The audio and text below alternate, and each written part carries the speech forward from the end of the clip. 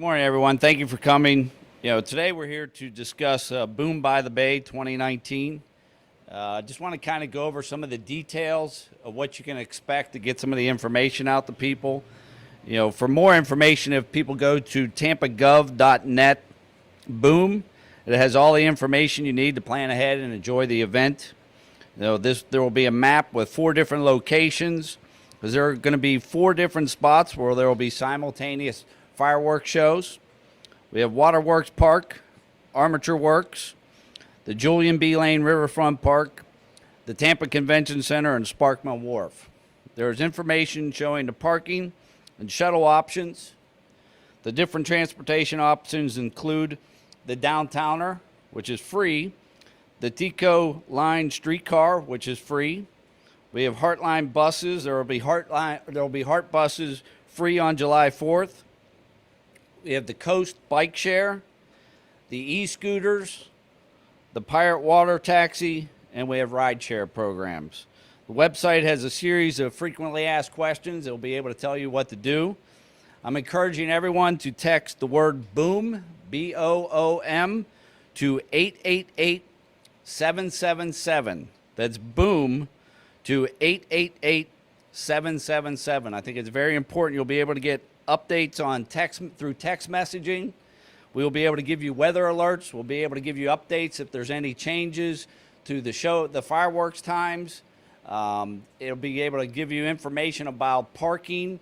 So I think it's very important that we get everyone to go ahead and text BOOM to 888-777. I'd like to bring up Chief Nicholas Cicero from Tampa Fire Rescue. Good morning, everybody. Pleasure to be here today. And just want to further remind you of a couple of points and the public of a couple of points. Obviously, it will be hot during the event. We highly suggest that everybody stays hydrated throughout the event with water. And also be mindful of your families as they will be in tow. We want to make sure that you do provide some sunscreen. It's going to be a long day. The festivities start somewhere in the neighborhood of 4 o'clock when they start getting ramped up, and the show will go off at 9 p.m. So that's several hours being in the downtown area, and it will get hot. Also want to remind you, if there is assistance that is needed, we will have paramedic units along the Riverwalk in multiple locations for your assistance should you need it. Hopefully you would not, but should you need it.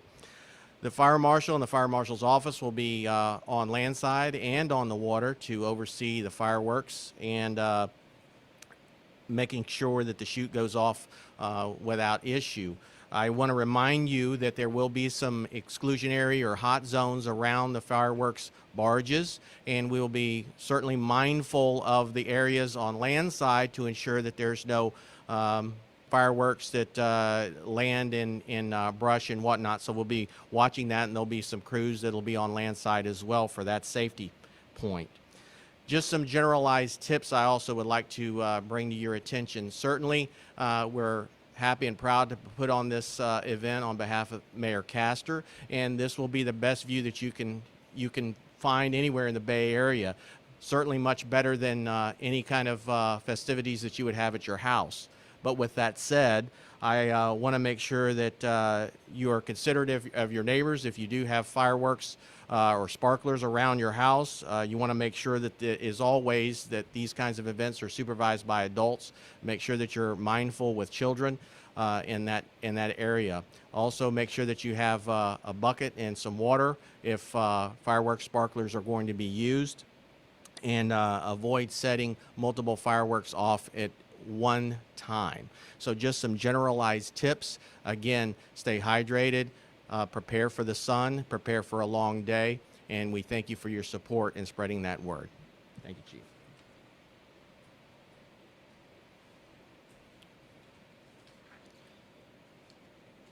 So I think it's important, we're a city that's used to big events, and so much like Gasparilla, this is going to be a similar thing. When you look at, we have 2.5 miles and 4 separate locations of fireworks starting at 9 o'clock at night.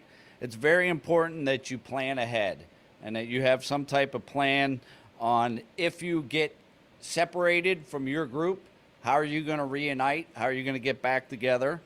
You have to know where you parked. Let's keep in mind that when you park, it's going to be in the daylight, but after the fireworks, it'll be dark. And so how are you going to get back to your car? How are you going to find it? Use the geolocation services on your smartphone. Take pictures of the street signs of where you parked. Know where you parked, know where you were going, and know how you're going to get back there.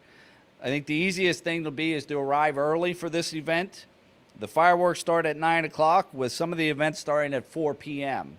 And so the earlier you get here, the better parking you'll have, the less problems we'll have with traffic. If you're bringing a child with you that day, please take a picture of them so we know what they're wearing if you were to get separated with them. It's always easier when we know what we're looking for.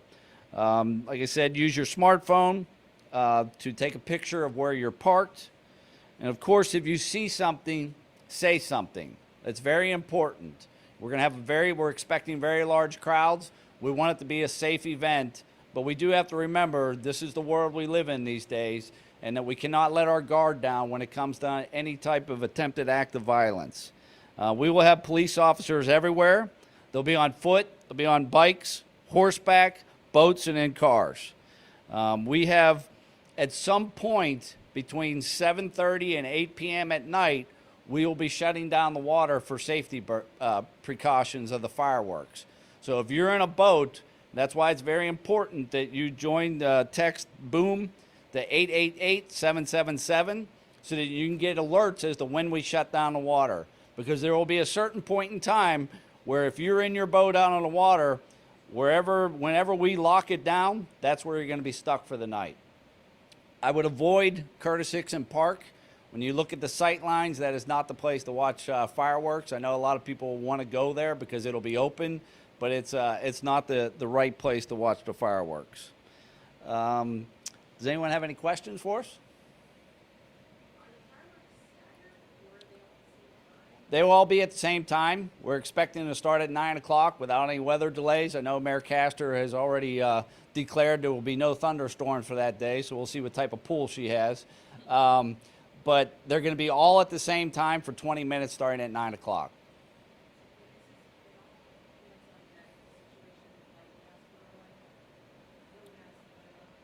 Yeah, we have brought in police officers and adjusted their days off, so we'll have more police officers on the street, especially in our downtown corridor.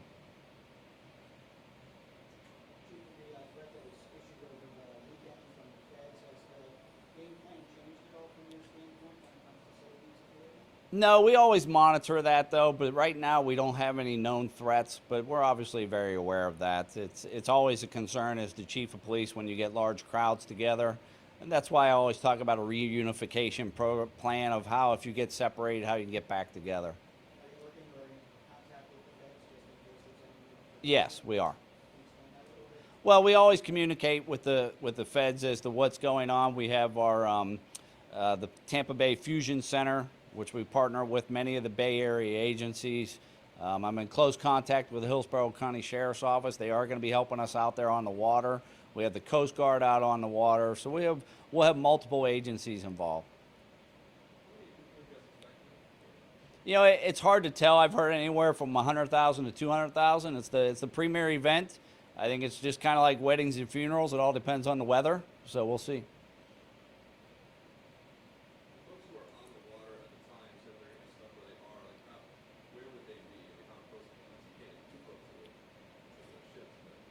Well, what it is, at some point, because some of the fireworks are going to be going off from the water, we have to shut it down so that nobody can, and so whenever we shut it down between 7:30 and 8, that's where they'll be stuck until the fireworks are over, and then we'll open up the waterways again.